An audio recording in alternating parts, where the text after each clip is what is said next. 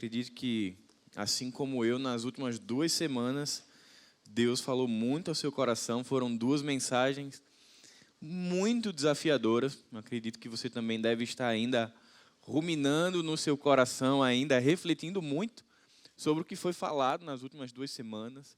Pastor Pedro pregou viver pela fé, falou sobre convicção, sobre confiança, sobre compromisso. E aí, na semana passada, o pastor Marcelo pregou sobre vida no altar.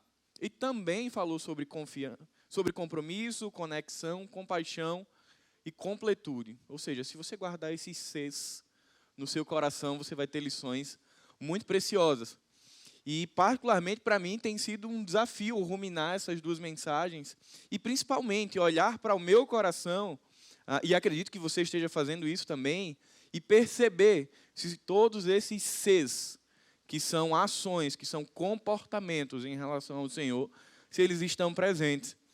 E calhou que lá em casa nós estamos estudando o livro de Números, e exatamente a realidade de um povo que tinha tudo para gozar das bênçãos do Senhor, de um povo que tinha tudo para descansar na ação poderosa de Deus, mas parece que até o momento de caminhada eles não tinham entendido muita coisa. E quando eu olhei para a vida desse povo e procurei esses Cs, parece que não tinha. E aí eu queria convidar você a abrir sua Bíblia lá no livro de Números, capítulo 13, do verso 25 a 33. Números, capítulo 13, do verso 25 ao 33.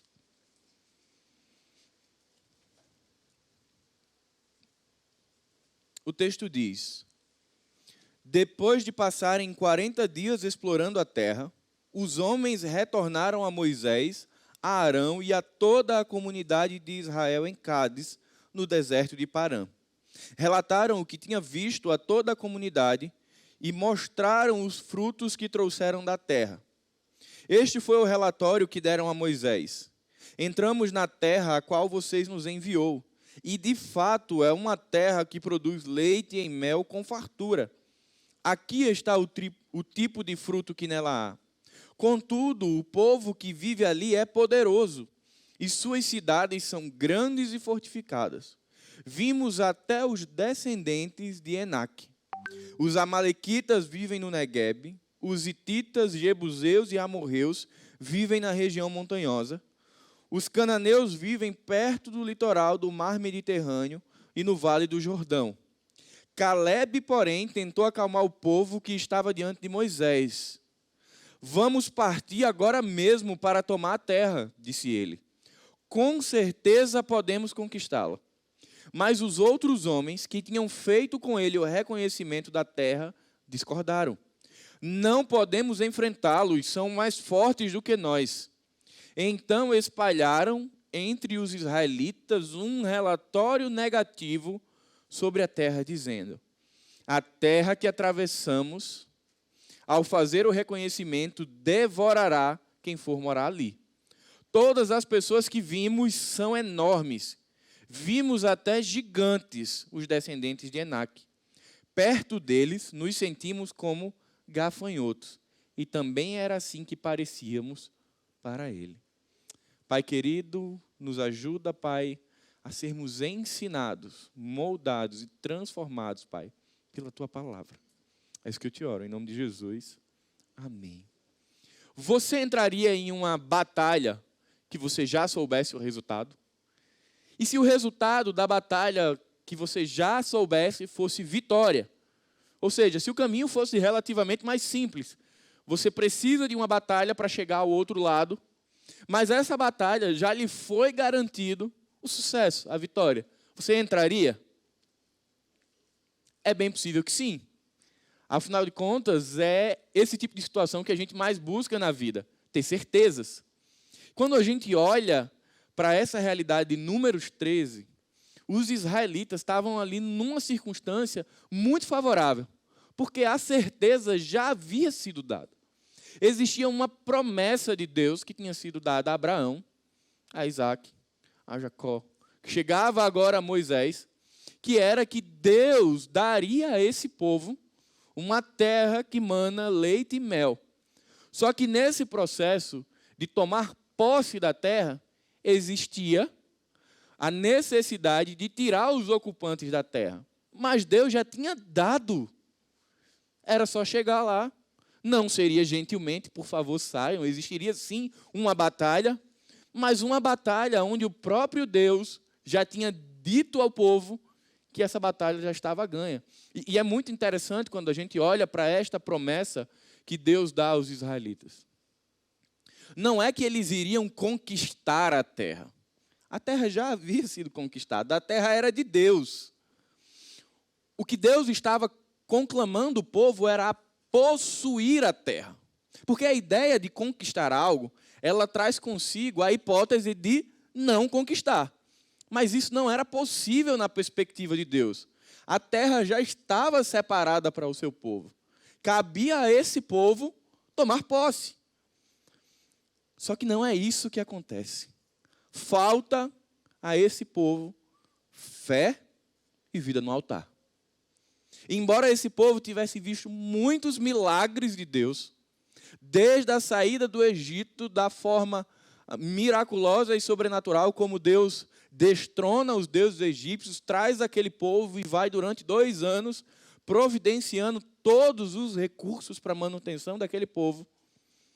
Quando eles chegam em Cádiz, na fronteira com Canaã, no momento máximo da história, que agora era entrar e possuir, eles vacilam. E é sobre isso que eu queria conversar com você nessa manhã, sobre o fracasso de Cádiz Barneia, que é quando o povo quase. E aí, estudando esse texto, eu nomeei como o texto do quase. E certamente você vai entender, e talvez você lembre de algum momento que você também quase. Esse povo quase entrou na terra prometida. Eles estavam ali no limite. Eles viram a terra. Os espias trouxeram o fruto da terra. Se você voltar ao capítulo 13, não precisa ler, mas você vai perceber que eles trazem um cacho de uva que é tão grande, que é preciso de uma vara e 2 homens para trazer esse cacho do vale de Escol. Eles estavam no limite para possuir a terra prometida.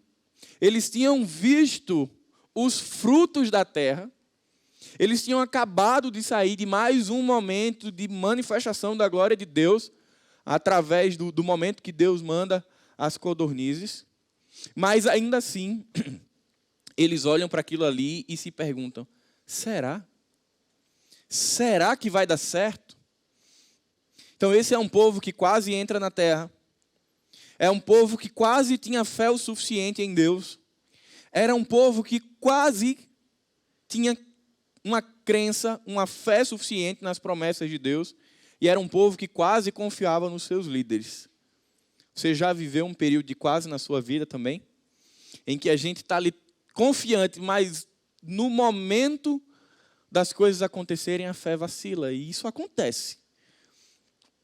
O que Israel está nos ensinando aqui, é que esse tipo de coisa acontece. Mas isso é dado sinais. E o que a gente vai aprender nessa manhã são os sinais da incredulidade. Nas 2 mensagens do pastor Pedro e do pastor Marcelo, falamos muito sobre uma vida intencional com Deus, que deve ser construída em convicção, em confiança, em compromisso, em conexão, em completude e em compaixão. E aí você tem a oportunidade de pegar essas 3 mensagens e olhar para o seu coração e dizer: peraí, eu tenho sinais de uma vida no altar, regada pela fé, ou quando eu olho para a minha própria vida, eu vou ver sinais de incredulidade. O fato é que nas 2 mensagens, se você prestou bem atenção, não existe uma quase fé. Não existe uma meia fé. Nem tampouco, quando o pastor Marcelo pregou semana passada, existe uma quase vida no altar ou uma meia vida no altar. Estevão não foi um homem que viveu quase um relacionamento com Deus. Ele viveu um relacionamento com Deus. É fato que, apesar de vivermos um relacionamento com Deus, existe oscilação na caminhada de maturidade espiritual. Isso pode acontecer, nossa fé vacilar. Mas isso não significa incredulidade. A incredulidade é colocar em xeque o caráter de Deus. Não diz respeito, fé e incredulidade, não diz respeito ao tamanho do desafio. Não diz respeito ao tamanho da missão para a qual Deus nos chama. Fé e incredulidade diz respeito a confiar ou não confiar no caráter de quem prometeu. O pastor Pedro, quando abriu a mensagem 2 semanas atrás, ele falou, talvez você lembre, a história de um apartamento que estava pegando fogo e que uma pessoa pulou e não sobreviveu. E no final da mensagem ele diz assim, a questão não é pular ou não pular. A questão é se o bombeiro, e aí a ilustração era que o bombeiro era Cristo. O bombeiro mandou pular? Se ele mandou, pule, porque ele vai te receber. Isso é fé. A fé não é olhar no escuro nem se jogar no escuro, mas é responder aquilo que Deus faz. E o pastor Marcelo também falou sobre isso na semana passada. A grande questão é que muitas vezes nós estamos em desconexão com Deus. Mas não é o que acontece com esse povo. É extremamente estranho olhar para esse povo e tentar entender como é que a incredulidade se entranhou no coração deles. Eles não estavam desnutridos espiritualmente. Eles não tinham desconhecimento das promessas. Pelo contrário, a promessa era clara, ela era reforçada por Deus a Moisés. Moisés reforçava ao povo o tempo inteiro. Deus se manifestava ao povo o tempo inteiro, mas ainda assim houve um fracasso quando eles estavam ali prestes a tomar posse de Canaã. Eu não sei se você gosta de esportes, mas existem alguns esportes onde o improvável acontece sempre, né? Vôlei, às vezes está ali alguns pontos para fechar o set e não sei o que acontece com o outro time, que ele toma uma virada. Às vezes no futebol também ali a vitória está já garantida e o time toma 2, 3 gols em 10 minutos. O que será que acontece na mente, no coração desses jogadores que eles simplesmente perdem aquilo que estava na mão? É bem provável que aconteça a mesma coisa que aconteceu com os israelitas. Eles não confiam. Esse povo que estava ali na frente, eles deixam se esvair pela mão deles a terra que estava pronta. Eles tinham caminhado cerca de 2 anos e pouquinho desde a saída do Egito. Era o momento de entrar. Só que devido a essa incredulidade vem o fato que a gente mais conhece sobre Israel no processo de conquista. Nós sabemos que eles passaram 40 anos para conquistar a terra. Ou seja, eles passaram 40 dias espiando a terra. E como o povo também deu muito mais ouvidos e importância a esse relatório negativo, eles passaram agora 40 anos no deserto para poder conquistar essa terra. Ou seja, é 1 ano para cada dia de vistoria da terra.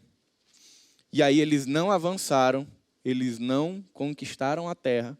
Pelo contrário, eles estavam em casa, estavam vendo a linha de chegada, bastava cruzar, bastava crer, avançar e possuir a terra, mas eles não creram, eles não avançaram e não possuíram a terra. Por isso que Cades Barnea nos fala sobre os perigos mortais de uma vida incrédula, de uma vida de uma meia-fé. Porque uma vida de uma meia-fé é a mesma coisa de que uma vida de uma fé nenhuma. Perceba, eu não estou falando do tamanho da sua fé, se ela é grande, média, pequena. É de ter ou não ter fé.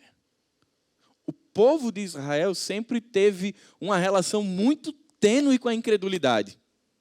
Em alguns momentos eles eram chacoalhados, se voltavam para Deus, não precisava acontecer muitas coisas, eles abandonavam Deus, iam se prostituir com outros deuses, e assim foi construída a história desse povo. Eles estavam o tempo inteiro olhando para os gigantes, olhando para as muralhas, olhando para as cidades fortificadas, mas pouquíssimo tempo olhando para o seu Deus. E aí, o que acontece na história desse povo, e que muitas vezes acontece nas nossas vidas, é que a gente olha tanto para o nosso derredor, que a gente simplesmente embaça a vista e entra numa catarata espiritual, que a gente, quando procura Deus, a gente não vê mais. O problema desses espias e desse povo é primeiro olhar para a circunstância para depois olhar para Deus. Aliás, eles nem olham mais para Deus. Perceba que no relatório, depois que eles têm uma impressão negativa da terra, eles não trazem mais à tona Deus. Eles já foram totalmente consumidos e seduzidos pelo que os olhos viram. O medo já tomou conta. É por isso que a caminhada do cristão é de vivermos pela fé. É de desafiarmos gigantes, é de enfrentarmos muralhas, é de invadirmos cidades fortificadas, não porque nós somos fortes, mas porque se Deus disse que isso vai acontecer, e nós confiamos no caráter de quem prometeu, é possível. Se Deus disse a Moisés e disse ao povo que bastava a eles entrar e possuir a terra, cabia àquele povo entrar e possuir a terra. Mas, infelizmente, eles não confiam nas promessas de Deus. E quando nós olhamos a narrativa bíblica, existem muitas promessas na palavra que são estendidas à igreja. Nós conhecemos essas promessas, nós confiamos nessa promessa. É tão sem lógica esse momento de Cades Barneia, porque imagine você, 2 anos, vivendo o tempo inteiro da provisão de Deus, e aí mandam ali 12 espias para olhar a terra. O povo fica 40 dias sem notícias. O natural deveria ser uma grande expectativa para entrar. Caramba, Deus nos sustentou até agora. O que é que Ele vai fazer no porvir? Nos sustentar também. Mas a incredulidade já estava entranhada no coração do povo. Eles estavam ali preferindo a ansiedade e a expectativa para ver se o relatório dos espias ia garantir a promessa de Deus. Porque só a promessa de Deus ainda não era suficiente para esse povo. Então eles precisavam de um relatório que atestasse de que a promessa era possível. Você percebe já a incredulidade dando sinais? Eu vou entrar, mas deixa eu dar uma olhadinha, Senhor. Quando você vai lá em Deuteronômio, capítulo 1, você não precisa abrir agora. Você vai ver que o povo pede para ir reconhecer. Com a desculpa de que era para montar a estratégia militar. Não era. O povo só queria ver se vai que Deus falha.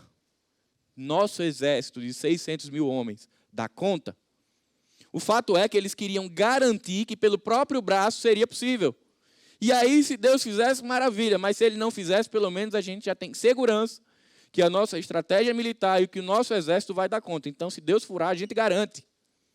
Esse povo não sabia o que era, de fato, crer na promessa de Deus. E aí é por isso que eles passam por esse fracasso. E que aquilo que deveria ter acontecido nesse momento se torna em 40 anos de peregrinação pelo deserto. Cades Barneia era para ser assim o ponto máximo da história de libertação. Um povo que de uma forma miraculosa é liberto do Egito, que passa por 2 anos sendo suprido por Deus, e a história, ela, se não fosse a incredulidade, deveria terminar aqui com um povo que se apropria e que toma posse daquilo que foi prometido e garantido. Mas aí, como todas as grandes histórias, tem reviravolta. E teve uma reviravolta. Eu queria que você abrisse sua Bíblia comigo em Gênesis, capítulo 12.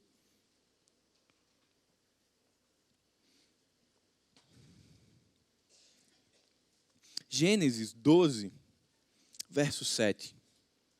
Pode abrir também em Êxodo 3:8. O texto diz: Então o Senhor apareceu a Abrão e disse: Darei esta terra a seus descendentes. Êxodo 3:8 diz: Por isso desci para libertá-los do poder dos egípcios e levá-los a uma terra fértil e espaçosa. É uma terra que produz leite e mel com fartura, onde hoje habitam os cananeus, os hititas, os amorreus, os ferezeus, os heveus e os jebuseus. Gente, primeira coisa, Deus não disse a Israel que talvez, se eles cumprissem uma série de ações, ele lhes daria a terra. Deus não disse ao povo, olha, assim, tem 95% de chance que vai dar tudo certo. Deus disse, eu vou dar a vocês. Mas Deus age de uma maneira tão particular com esse povo, que Deus já tinha dito, inclusive, quem habitava nessa terra. Deus já tinha falado a Moisés e ao povo quem estava lá. Ele já falou que os hititas, os amorreus, os ferezeus, os jebuseus estavam lá. Mas ainda assim eles precisavam ver e entrar na terra. Porque eles também não confiavam na descrição que Deus tinha dado. Deus já tinha dito ao povo que a terra manava leite e mel. Se eles acreditassem em Deus, eles não precisavam ir lá fazer um double check. Espera aí, vamos ver se realmente Deus está dizendo a verdade. Será que se eles realmente tivessem uma vida no altar e vivessem pela fé, precisava trazer um cacho de uvas gigante para dizer, olha gente, o que Deus prometeu e o que Deus falou é verdade. Está aqui a prova. Será? Ou esse é mais um sinal de um povo incrédulo? Será que eles precisariam, se eles tivessem uma fé suficiente em Deus e no caráter de Deus, será que eles precisariam ir lá verificar quem eram os povos que habitavam a terra? Ora, Deus já tinha dito. E o que acontece é que eles vão lá e dizem, Deus falou hititas, ok, tem hititas. Deus falou jebuseus, ok, tem jebuseus. É realmente o que Deus disse. Está tudo certinho. Essa era a fé de Israel. E aí eles estão ali, prestes a entrar em Canaã. Canaã era uma terra espetacular, 250 quilômetros, só de faixa litorânea. Fazia limites com a região montanhosa, então era uma terra extremamente produtiva. Mas aquele povo se deixou ser seduzido pela incredulidade. E aí eu quero convidar você, nessa manhã, prestar muita atenção em 3 sinais da sedução da incredulidade. Primeiro sinal é duvidar do caráter e da palavra de Deus. Deus, desde o momento que começou a intervir na história desse povo, manifestou a eles qual era o seu propósito e qual era o caminho a ser percorrido. Eu falo que a vida de Israel era para ter sido fácil, porque Deus sempre lançou luz. Olha, eu estou separando vocês para este propósito e nós vamos ter esse caminho. Ou seja, Deus tratava com Israel e com o seu povo de uma maneira muito particular, de uma maneira muito íntima, dizendo o caminho. Mas nem assim esse povo se relacionava de uma forma intencional e com uma fé viva com esse povo, com esse Deus. Mesmo Deus dando o caráter dele, a palavra dele, como garantia das promessas, ainda assim, eles não confiavam. Eles se preocupavam o tempo inteiro em ter suas próprias garantias. A pergunta nessa manhã é, será que nós somos tão diferentes desse povo? Você já se pegou em algum momento fazendo o plano B para se Deus falhar?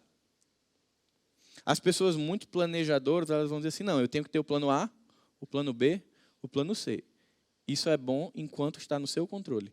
Mas você já se percebeu em alguma situação onde Deus deu um direcionamento claro para a sua vida, Deus deu uma ordem clara para a sua vida, mas por garantia você diz, eu vou deixar aqui a alternativa. Caso Deus fure, eu já tenho aqui um plano B. Eu já me peguei fazendo isso. E não deu muito certo. Porque Deus foi lá e limou o plano B, o C, o D, o E e o F. E que bom que eu não fui até o Z. Não sei se você já passou por isso. Essa promessa ela vinha sendo transmitida e reforçada ao povo o tempo inteiro. Cabia ao povo a responsabilidade de crer em Deus. A depender do tamanho da promessa, a gente pode sim, de fato, pela nossa pequenez, ficar assim, poxa, mas será isso parece algo tão grande? Mas quando a nossa fé ela está depositada no caráter de Deus, ela é suficiente para nos fazer atravessar o rio, para nos fazer entrar na terra. Qual é a grande questão de Israel? é que eles estavam preocupados se era possível aplicar a promessa de Deus. Então, os exércitos dos cananeus era bem maior, sim, do que o exército de Israel. Eles talvez tivessem uma capacidade militar maior, mas a questão não é nada disso. A questão é que Israel precisava ter crido no caráter de Deus. Se Deus disse, vai acontecer. Porque quando ele disse, haja luz, houve luz. Mas esse povo não creu. E eu queria convidar você a abrir Deuteronômio, capítulo 1, verso de 19 a 22, só para que você acompanhe o que é que estava no coração desse povo. Deuteronômio 1, do 19 ao 22, perdão. O texto diz, em seguida, conforme o Senhor nosso Deus nos ordenou, partimos do Monte Sinai e atravessamos o deserto imenso e assustador. Como vocês lembram, e nos dirigimos à região montanhosa dos amorreus.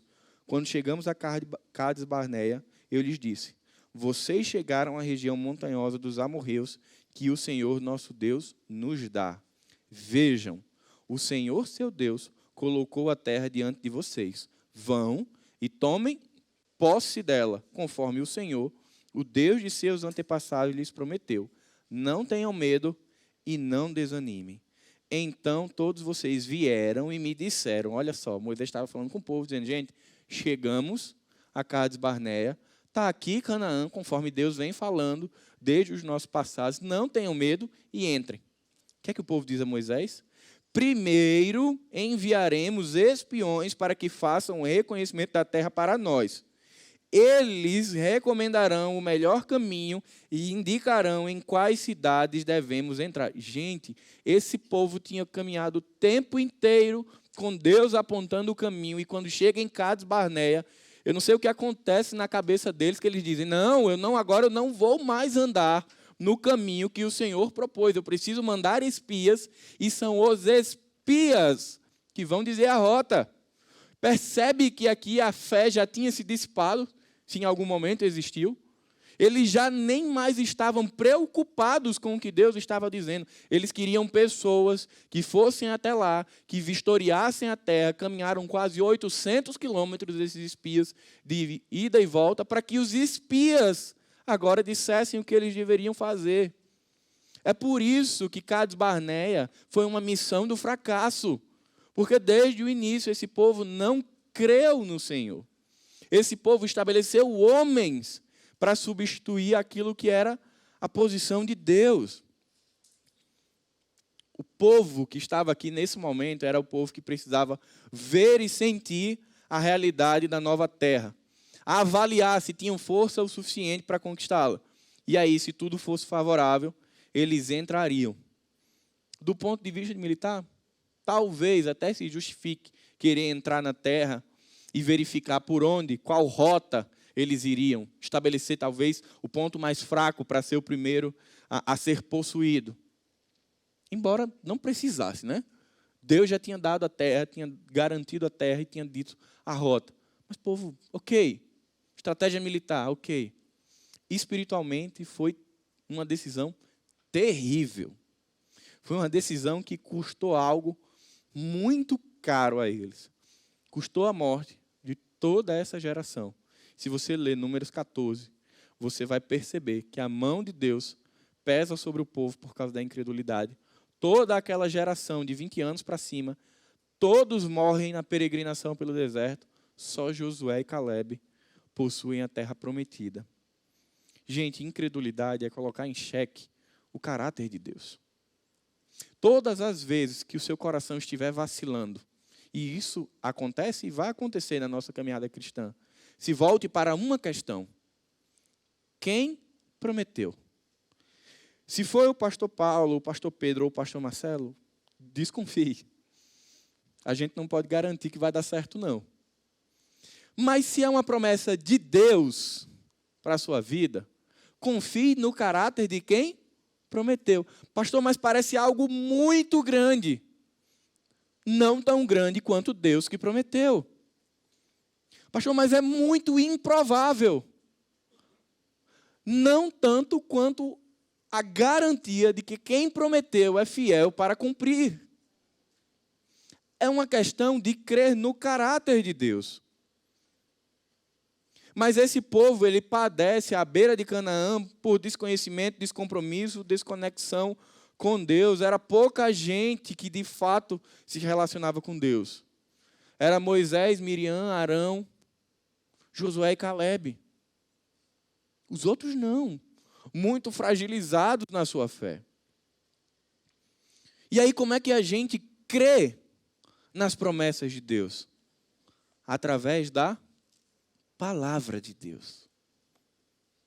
Se Deus revelou as suas promessas na sua palavra, eu e você podemos crer e descansar. Mas o que fazer quando esse sinal de incredulidade aparecer? Voltar-se para o caráter de quem prometeu. Voltar os nossos olhos para o caráter de Deus é fazer um pit stop, abastecer e seguir viagem. Se você já fez longos trajetos de carro, você tem que parar e reabastecer. Na caminhada da fé, a gente precisa parar e reabastecer. Porque muitas vezes, quando a jornada é longa, a gente desanima, a gente cansa. O que fazer? Abastecer-se em Deus, no caráter de Deus.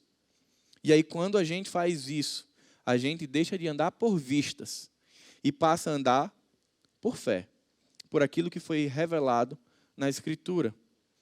Mas, gente, a incredulidade ela é muito sutil. Nem sempre ela vai dar um exemplo, ela vai se mostrar tão intensa como na situação de Cades Barneia, onde eles montaram um plano B. Às vezes, vem apenas como um, rapaz, Deus disse que era para mim fazer isso, está muito claro um direcionamento de Deus para fazer isso agora. Eu vou fazer, mas eu vou deixar para o próximo mês. Eu confio que Deus vai fazer, mas assim, março não é o melhor mês. É um mês complicado, então vamos deixar para abril, maio ou junho. São sinais para a gente perceber. Opa, peraí. Foi isso que Deus me disse? Você já teve a experiência que, comigo acontece muito isso. Você sai, aí você estaciona o carro, aí você caminha uns 200 metros, aí você faz assim. Eu travei ou não travei o carro? Você já viveu isso? Aí você volta. O pior é quando você fica na dúvida se você fechou a porta da casa, né? Se você estiver longe, você entrega ao Senhor e não volta. Se não, você volta, só para dar aquela garantida. Incredulidade dá o mesmo sinal. Espera aí, mas Deus vai dar mesmo? Eu vou dar uma olhadinha lá, só para garantir. Mas será que Deus vai cuidar de mim? É bom eu dar um cheque, né? Porque vai que... Semana passada eu assisti um filme, e nesse filme é chamado O Bombardeio. E uma das freiras, ela está explicando para crianças, isso é um momento na Segunda Guerra Mundial, e as crianças perguntam assim, mas por que a gente tem sofrido tanto? Por que Deus permite que tanta coisa aconteça? E o que a freira ensina aquelas crianças é assim, é porque tem horas que ele tira um cochilo. Então ela ensina aquela escola que viria a ser a escola bombardeada, de que em alguns momentos Deus cochila, e quando ele cochila, coisas ruins acontecem. Gente, isso está no filme, é um relato verdadeiro, mas acontece muitas vezes na nossa vida. Deus não cochila. Nada acontece fora da poderosa mão de Deus. Eu e você podemos sim descansar de que se Deus prometeu, Ele vai cumprir, Ele não vai se esquecer. Ele não vai mudar de ideia. Olha, Pedro, eu combinei com você, mas... bicho, vamos remarcar? Isso quem faz é a gente, né? Manda aquela mensagem, cara de pau no WhatsApp. Ei, eu sei que a gente combinou há um mês, mas não vai dar certo, não. Você não vai ver Deus fazendo isso com o seu povo. A fé verdadeira, gente, não é cega, não é surda, não é muda, não é confusa, nem é mística. Ela é consciente, clara e objetiva. Talvez você esteja dizendo, pastor, então você está tirando o sobrenatural? Não. Crer que Deus age no sobrenatural é uma fé consciente. Saber que se eu estou diante de um mar e Deus está dizendo que eu preciso atravessar o mar, crer que o mar vai se abrir é uma fé consciente. Se Deus estabeleceu uma missão e nesse processo da missão o mar vai ter que se abrir, Deus vai abrir o mar. Porque quem mantém E quem gera os recursos do cumprimento da missão e do sustento da nossa vida é Deus. É por isso que muitas vezes, ou na maioria das vezes, a fé nos desafia sim a dizer, olha, eu vou pular desse negócio aqui. Deus está mandando, eu vou pular. Mas isso é consciência da fé. Não é saber o que Deus vai fazer ou como vai fazer. Nem sempre a gente vai saber. Mas é saber, é crer de que se Ele prometeu, Ele vai cumprir. Então, muito cuidado com esse primeiro sinal da incredulidade, que é não confiar, duvidar do caráter de Deus. O segundo sinal que a incredulidade está se embrenhando na nossa vida é enxergar apenas o mundo natural, visível e tangível. Muitas vezes, o sinal da incredulidade é perdermos a capacidade de ter uma visão além do alcance. Nessa mensagem, eu resolvi brincar de algumas mensagens antigas da igreja. Talvez você lembre da mensagem Visão Além do Alcance, que o pastor Marcelo pregou já faz algum tempo. Se você está aqui na Zona Sul há um tempo, você vai lembrar dessa mensagem. Uma das primeiras coisas que a incredulidade faz é não permitir que você veja além do natural. É simplesmente pegar você e dizer, olha, você só vê o natural, você só vê o que você pega e você só vê o que você sente. Nós não somos, enquanto discípulos de Jesus, Igreja de Cristo, chamados a viver a obviedade. 600 mil guerreiros era o exército de Israel. Mas os possuidores da terra eram bem mais do que 600 mil guerreiros. O que é que Israel faz? Depara. Eu tenho 600 mil, eles têm lá 1 milhão. Furou. Simples. É a visão natural. É a visão do incrédulo. Poxa, eu só consigo pular 1 metro de altura. Foi o meu máximo na vida. Mas Deus está me chamando e eu preciso pular, saltar um obstáculo de 2 metros de altura. Não dá. O que a incredulidade faz é voltar os nossos olhos para nós. E aí ela dimensiona a vida a partir das nossas limitações. A incredulidade, ela simplesmente nos rouba a possibilidade de viver pela fé e de desfrutar daquilo que Deus faz. A visão daqueles que têm fé é, poxa, 2 metros o que eu tenho que saltar. Deus vai me conduzir a saltar 2 metros, ainda que eu nunca tenha feito isso. Mas eu não estou confiando no caráter de Deus, eu não estou confiando na promessa de Deus. Então, o que vem de obstáculo não é problema, porque eu estou fito no caráter de Deus. Mas quando a gente perde a visão do caráter de Deus, a gente fica aqui preso simplesmente nas circunstâncias. E é isso que acontece com esse povo. 12 espias saem. 12. 10 voltam com um relatório ruim. Perceba que eles dizem assim, olha, nós fomos lá naquela terra que você pediu para a gente ir. Eles não dizem, nós fomos na nossa terra. Eles não estão apropriados da promessa de Deus. 10 desses espias chegam desanimados, aflitos. 2 espias chegam confiantes e convictos. O que é que aconteceu no coração de 10 e no coração de 2, que viram exatamente a mesma realidade, mas que voltaram com percepções diferentes? É bem simples, irmãos. 10 espias saíram, olharam a terra, e eu fico imaginando a volta deles conversando e dizendo assim, bicho, não vai dar certo, não. Esse negócio vai dar errado. Eu não sei onde é que Deus estava com a cabeça, não, porque está furado. Aí outros 2 voltando assim, cara, é só chegar e seguir. É exatamente como Deus disse. Deus disse que seria assim, assim, assim, e é exatamente como Deus prometeu. Agora é só entrar. Sabe o que aconteceu? É que Josué e Caleb partiram para essa missão de reconhecimento com a perspectiva de Deus. Eles olharam primeiro para Deus, para o caráter de Deus, e depois para a circunstância. Sabe o que é que isso faz de maneira prática na nossa vida? Os obstáculos se apequenam diante da dimensão de quem é Deus.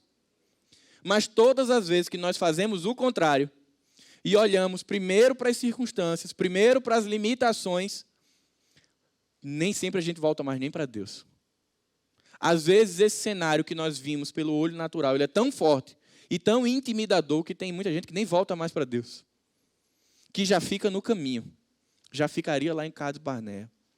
A vida pela fé, a vida no altar, é um convite a olhar para o mundo, a olhar para a vida, na perspectiva do Deus a quem nós servimos. E aí, ainda que você esteja numa tempestade, se você partiu para o mar, na perspectiva de que Deus está com você, você vai lembrar que você serve a um Deus que acalma a tempestade. Se você foi para um lugar onde simplesmente existem escassez de recursos e parece que você não vai sobreviver, mas se sua fé está viva no caráter de quem é Deus e no poder de Deus, você lembra que Deus, em muitos momentos da história do seu povo, proveu recursos caindo do céu e que, se assim Ele quiser, Ele faz de novo. Você vai lembrar que, ainda que posicionamentos médicos digam que não, e que isso venha a afligir sua vida, você vai lembrar que quem formou o homem foi Deus, e que, se assim Ele quiser fazer, Ele vai fazer. A grande questão é para onde nós olhamos antes de iniciar a nossa caminhada. O problema aqui são 10 espias que não olham para Deus, nem na ida e nem na volta. A fé de Josué e Caleb nos conduz a primeiro olhar para a imensidão, poder, glória e soberania de quem Deus é. Quando eles olham para Deus, eles percebem os ocupantes da terra como gafanhotos. Os outros 10 espias que olham primeiro para os habitantes, eles se enxergam como gafanhotos.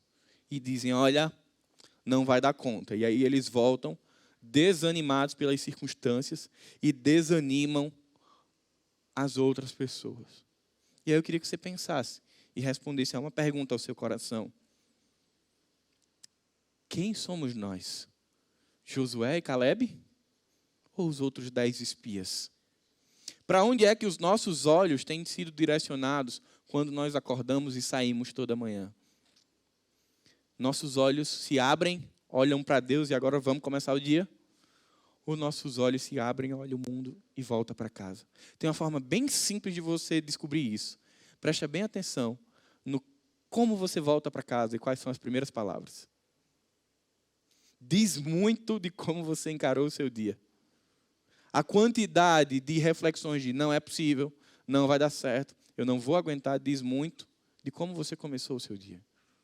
Isso não quer dizer que olhar para Deus, a circunstância desafiadora vai mudar. Não, não vai mudar. Mas a forma que você se relaciona com ela vai mudar sim. Entenda que o meu primeiro olhar e o seu primeiro olhar precisa ser sempre primeiro para Deus. John Gardner diz, uma fé que não pode ser provada não é digna de confiança. E Deus prova a nossa fé a fim de que nos certifiquemos que ela é autêntica. É natural na caminhada da fé os obstáculos, e isso serve para amadurecer a nossa fé. Mas ele também diz, somos continuamente confrontados com grandes oportunidades brilhantemente disfarçadas de problemas insolúveis. Eu achei isso fantástico. Deus nos dá oportunidades de crescermos na nossa fé todas as vezes que nós estamos diante do impossível. Era uma coisa que deveria ser fantástica na vida do cristão, era estar de frente do impossível. Para o nosso coração ficar ali cheio de expectativa de como é que Deus vai transpor isso. Porque se Ele disse que eu vou atravessar o mar, Ele vai. Engraçado que quando a gente assiste os filmes da Marvel, a gente fica na expectativa, né? Sempre eles vão dar um jeito de impressionar. E a gente vai para o filme cheio de expectativa na novidade. Mas às vezes na caminhada cristã a gente fica assim, eu prefiro ficar dentro do que é possível. Não quero isso. Na vida cristã, as oportunidades de crescer na fé vêm disfarçadas de problemas insolúveis. Lembra que quem age no impossível é Deus. Terceiro cuidado, ou terceiro sinal da incredulidade, são os exageros e a mania de catastrofizar tudo. Você já se viu ou conheceu alguém que sempre pensa que o pior vai acontecer? Ela diz assim, olha, já foram 1.000 pessoas nesse trajeto, mas eu vou nada, porque se eu for, vai cair o avião.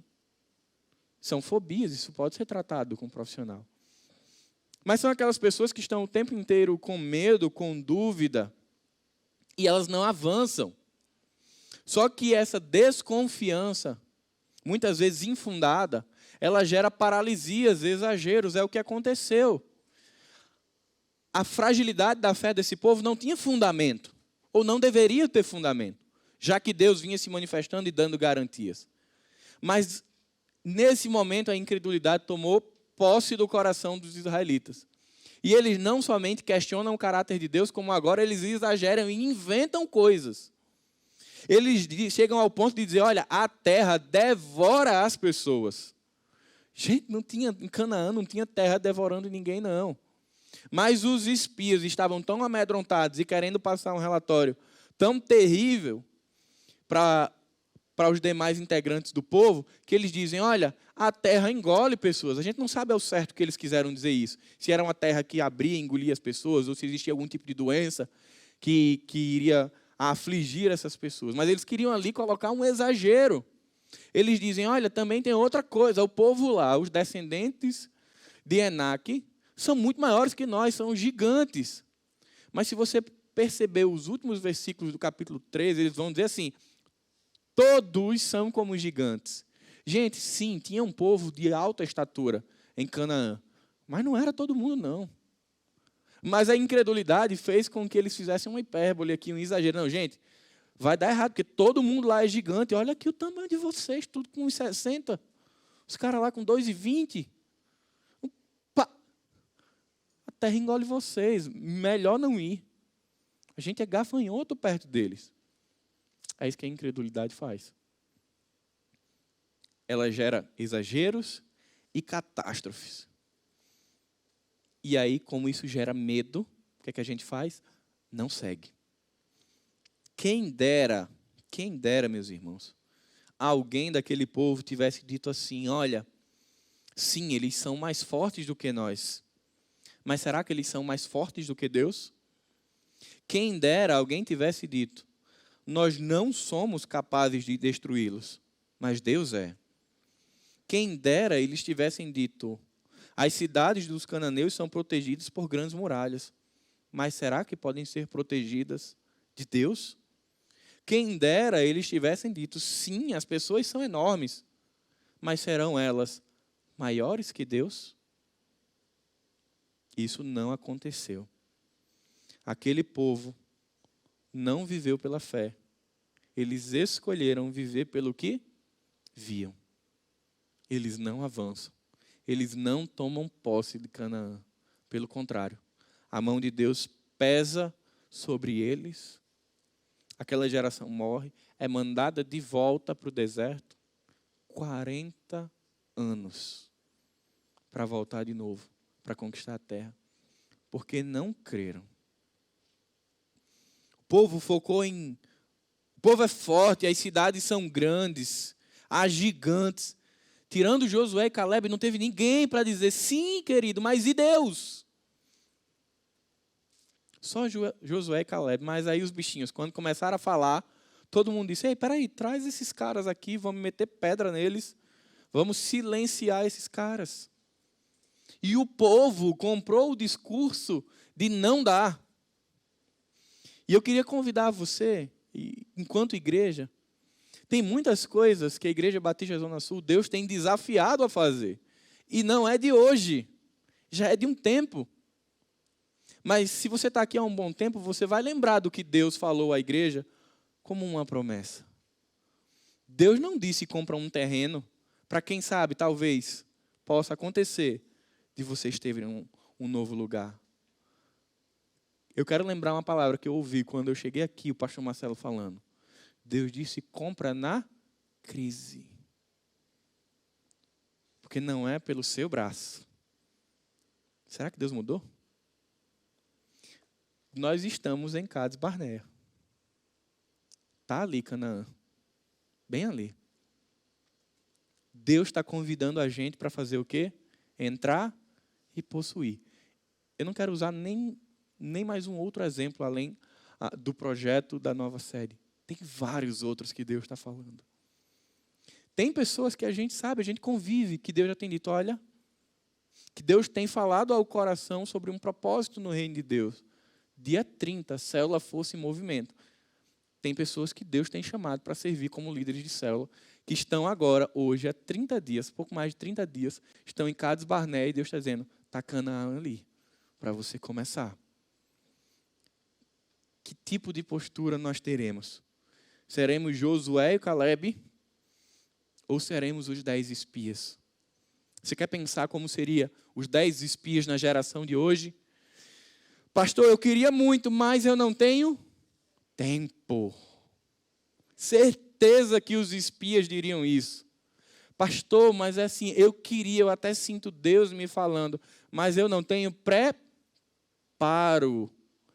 É como se nós nos esquecêssemos que o Senhor do nosso tempo é Deus, de que aquele que chama é quem capacita, e a gente começa a fazer um relatório negativo daquilo que nós estamos vendo. Mas lembra-se, foi aí o grande erro dos israelitas. Foi não lembrar do caráter de Deus. Meus irmãos, se Deus nos chamou para construir uma nova série, nós vamos construir para a glória de Deus. Não porque nós temos força, não porque nós temos dinheiro, mas porque nós podemos confiar no caráter de quem prometeu. Se Deus te chamou para liderar uma célula, para servir no ministério, e se Ele te chamou, é Ele quem te sustentará e te capacitará e que vai te ajudar a ajustar a agenda, a aprender mais, a transformar o seu coração, porque não é sobre a missão, é sobre o Deus da missão. Nunca foi sobre Canaã. Sempre foi sobre Deus. A Bíblia não é uma narrativa de suspense. A Bíblia é uma narrativa de promessas. Gênesis, capítulo 3, ali depois do pecado, existe uma promessa de redenção. E ela foi cumprida, e eu e você estamos aqui, porque o Deus que prometeu, Ele cumpre. Deus não mudou, Ele continua sendo soberano sobre tudo e sobre todos. Nada foge ao seu redor. Precisamos entender uma coisa muito importante para viver pela fé. Deus nunca vai nos levar a um lugar onde Ele não esteja. Nunca. Se Deus chama você para o deserto, Ele vai estar com você no deserto. Se Ele chama você para a planície, Ele estará com você na planície. Se Ele nos chama para o Parque das Árvores, Ele estará no Parque das Árvores. Se Ele lhe chamar para qualquer lugar, em qualquer circunstância, a graça de Deus estará com você. Deus estará com você. Nós somos desafiados a não repetir o erro dos israelitas em Cades Barnea. Mas para isso, você precisa viver pela fé. Em confiança, em convicção e em compromisso. Viver pela fé te levará, se você vive em confiança, convicção e compromisso, esse estilo de vida te leva a permanecer aonde? No altar. E ter uma vida de compaixão, de completude, de compromisso. Por isso que o convite da mensagem de hoje é: examine o seu coração. Não é a ceia, tá? É só examine o seu coração. Sua caminhada tem te levado para uma vida pela fé e no altar? Ou tem te levado para Cades Barnea? Para mais 40 anos no deserto? Eu queria convidar você a curvar a sua cabeça e orar. E que você lembrasse das palavras de Caleb. Quando todo mundo estava dizendo que ia dar errado. Quando todo mundo estava dizendo que o plano era furado. Caleb disse: vamos partir agora mesmo para possuir a terra. Pois certamente a possuiremos. Caleb depositou a sua fé no caráter e na promessa de quem Deus é. Quando ele fez isso, ele disse: vamos avançar, vamos em frente. Cades Barnea, gente, é o local em que o povo viu a promessa, mas não desfrutou da promessa. A minha oração é que eu e você não somente estejamos hoje no momento onde nós estamos vendo a promessa, mas que nós possamos, diferente desses israelitas, tomar posse da promessa. Eu não sei o que é que Deus tem tratado ao seu coração. Eu não sei quais são os gigantes que você tem enfrentado, nem quais são as cidades fortificadas que você tem encarado. Mas eu sei de uma coisa. Deus é muito maior do que os gigantes da minha e da sua vida.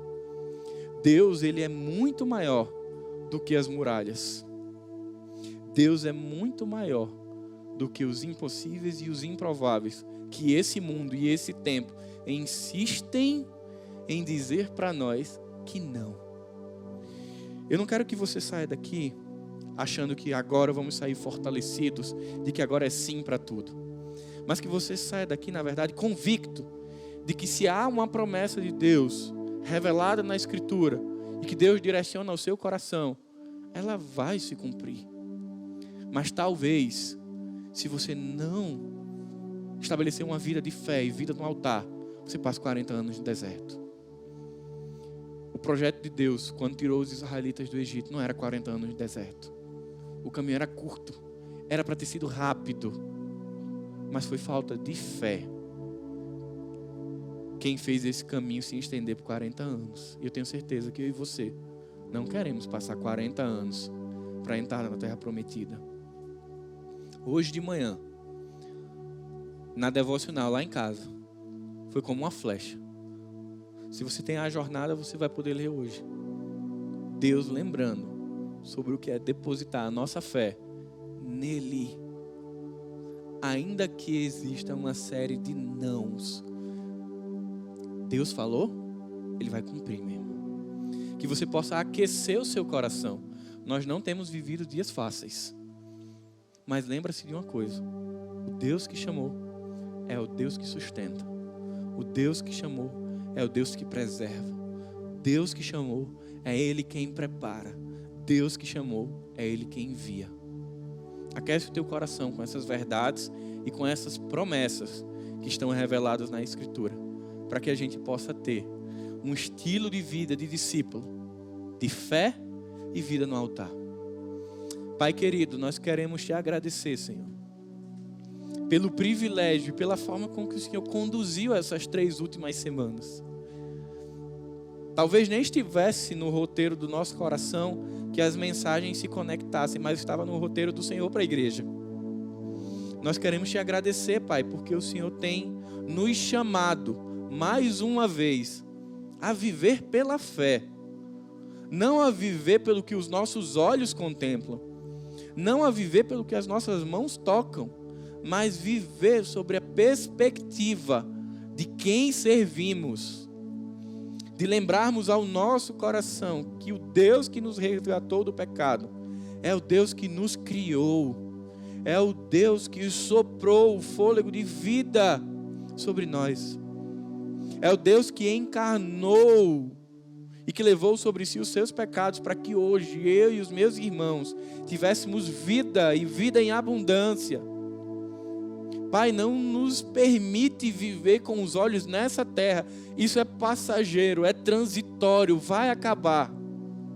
Mas, Pai, aquece o nosso coração e nos ajuda a olhar para o céu, a periodicamente fazermos pit stops para reabastecer, porque a caminhada é longa, mas nós vivemos na fé da promessa de que o Senhor estaria conosco todos os dias, quer estejamos em desertos, quer estejamos em palácios, lá o Senhor está. Nos ajuda, Pai, a enfrentarmos os gigantes, as cidades fortificadas, as muralhas, não porque temos força alguma, mas porque o Senhor tem e porque o Senhor guerreia por nós, para que possamos, Pai, de fato e continuamente viver pela fé. Obrigado, Senhor, pelas barreiras que parecem intransponíveis na nossa vida, porque elas surgem, Pai, para nos lembrar que somos pó, para nos lembrar que nós não somos super-heróis, mas elas nos dão a oportunidade de trazer ao nosso coração a beleza e a força do nosso Deus. É isso que eu te oro. Que o amor de Deus, nosso Pai, que a graça de Jesus e que as consolações do Espírito Santo estejam com cada um de nós, hoje e para sempre. Amém. Convidamos a igreja a ficar de pé para louvar o Senhor junto conosco.